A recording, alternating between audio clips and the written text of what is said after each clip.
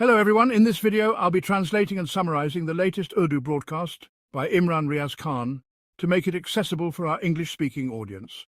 Let's go through the key developments and insights in Imran Riaz Khan's words. A highly tragic incident has occurred in Balochistan, viewers. Passengers travelling on buses were identified and taken off. Once again, the same incident happened. Passengers were forcibly disembarked from buses. According to the BBC and some other reports, 9 passengers, some say 12, were executed. Initially, the news was that the passengers were taken off and disappeared.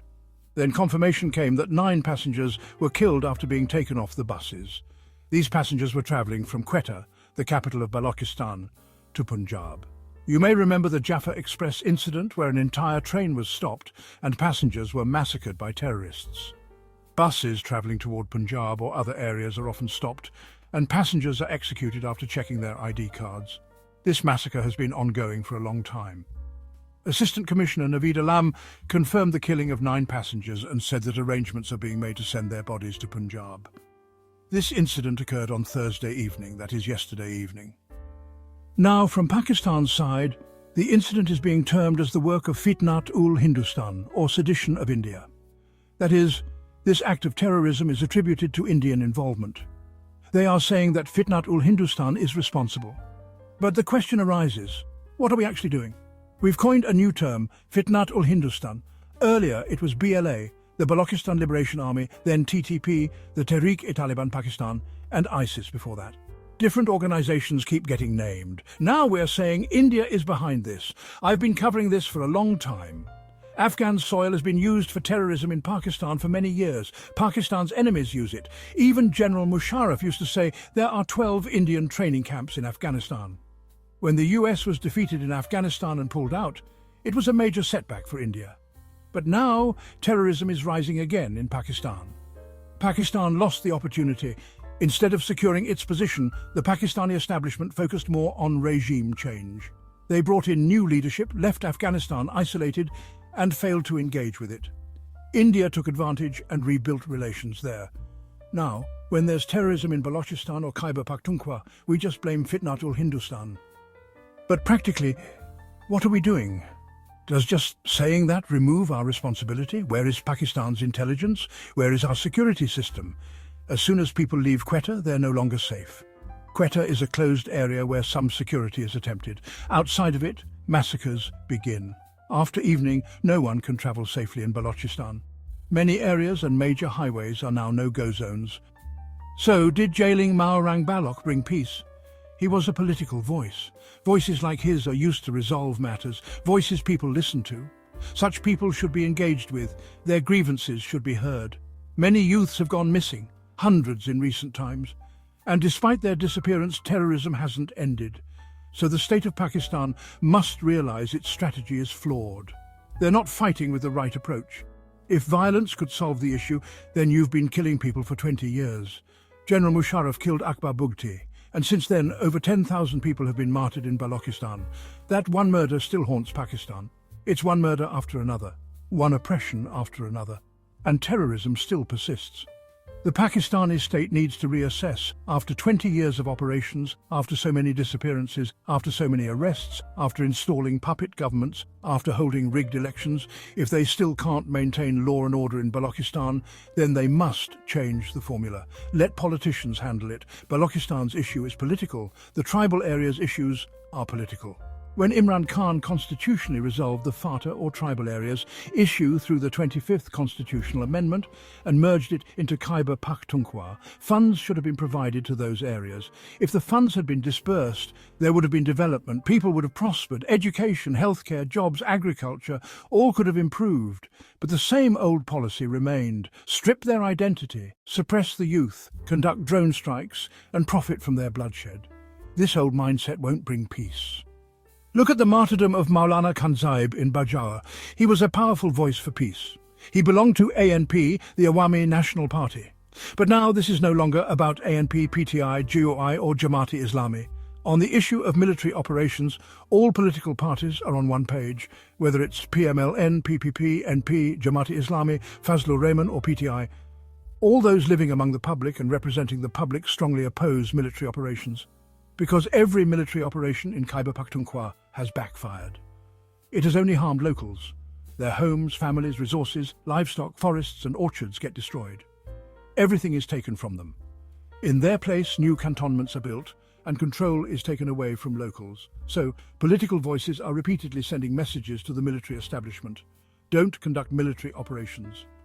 After Kanzaib's martyrdom, anger has erupted. There's one consistent demand: no military operations. Now, coming to Pakistan's political scene, the government issued a reaction to reports about arresting Imran Khan's sons. But we've seen conflicting responses from officials. One person comes on TV and says if Imran Khan's sons arrive, we'll have to arrest them. Others, like Rana Sanala, say, no, they're our guests, we'll provide them security, let them meet their father and leave. Some propose one set of conditions, others suggest different ones. There is confusion. They don't seem to know what they really want to do. They're keeping all options open. But remember, Imran Khan's sons are not just his sons, they're also Jemima's sons. Imran Khan's first marriage was into a very powerful family, one of the most influential in the world. They have strong connections, especially with the British government. So the question is, will it be that easy for this government to arrest them if they visit Pakistan? I don't think they will have a solid reason to arrest them, but with Pakistan's establishment, you never know. They might suddenly crash into a wall, so to speak. Still, I think Imran Khan's sons will come, meet their father, and take a detailed message from him. Then they'll go back and tell the world what their father says. I believe Imran Khan will motivate them not to campaign within Pakistan, but to go out into the world, raise awareness and inform international human rights organizations about what's happening in Pakistan. Because he can trust them. He knows they will carry his message faithfully. That's my personal assessment. I could be wrong. But the leadership of Tehreek-e-Insaf will have to decide how long to keep his sons in Pakistan. If Salman and Qasim come and join a protest, will that free Imran Khan? Never. The military establishment will not release him. They view Imran Khan as a threat to their power. If they lose to him, they fear no one will challenge them for decades. So their solution is simple: keep him in jail. If he's out, he'll mobilize people, cause problems, and refuses to make a deal. He says, I won't become Nawaz Sharif or Asif Zardari. I'm something else. So the establishment is never letting him go. Not unless all of Pakistan rises up. Not unless there's a revolution-like movement across the country. And remember, Imran Khan's vision now exceeds that of his own party. He's far ahead in this fight. Let me give you some examples. These political parties want to save their own political parties. But Imran Khan wants to go beyond that. He wants to save the entire nation. Their struggle is for their own politics. I'm talking about the people inside Imran Khan's party. They think, I'll do politics, I'll become an MNA, I'll become an MPA, I'll become a minister.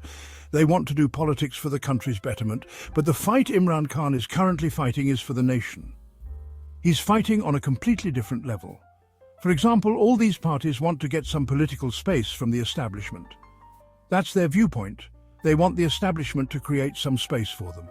Imran Khan's approach is different. He wants to snatch that space from the establishment and make them do their actual work. He says, I won't let them do what they've been doing for the past 70 years. These are two completely different mindsets. Their ways of thinking are entirely different. Now, either there needs to be consensus between them, or the party should follow Imran Khan's path, or Imran Khan should follow the party's path, or both should come to a middle ground and say, all right, let's talk to the establishment. And for that, the establishment will need courage. They will need to shed their fear and sit and talk with Imran Khan. He's not going to harm you. He'll pave a way forward. After all, he belongs to Pakistan. He's a leader of Pakistan. He's done his politics here. All of Pakistan knows him. He's a credible man. A man with credibility has taken so many blows. A coward wouldn't have taken as many as Imran Khan has. He's a brave man, a man of character. He's demonstrated that character time and again. You've seen bullets hit him, yet he came out with a raised fist. He's a man of character. He can get you out of this crisis. But for that, you'll also have to step back, meaning you'll have to stop doing what you're currently doing. You've already experimented a lot. The whole country is under your control. Yet in 3 years, you couldn't fix the economy. 2 years ago, on July 10th, 2023, the army chief stated that the economy would be fixed within a year. Go look at the numbers. The economy has completely collapsed.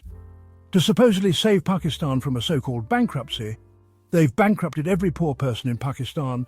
Half of Pakistan has fallen below the poverty line.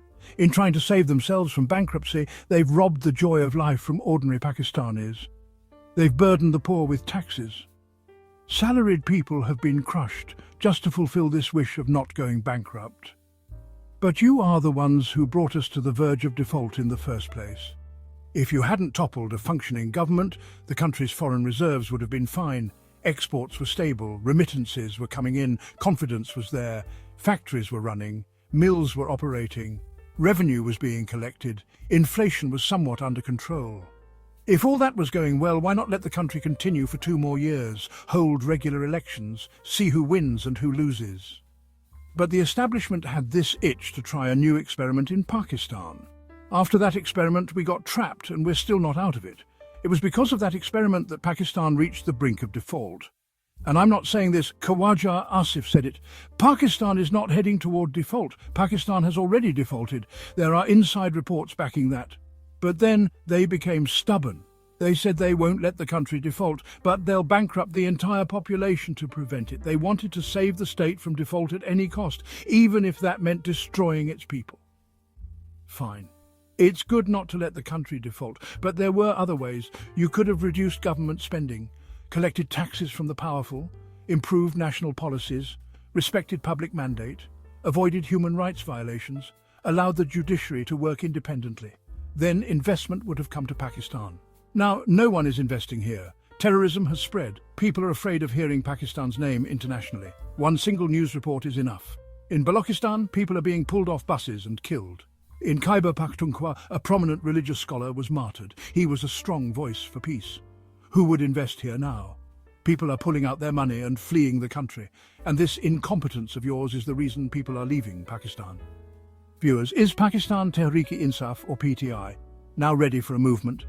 Let me tell you something. If a movement is truly about to happen, you start seeing momentum on the ground. You start seeing people coming out. You see gatherings of 400 to 500 people.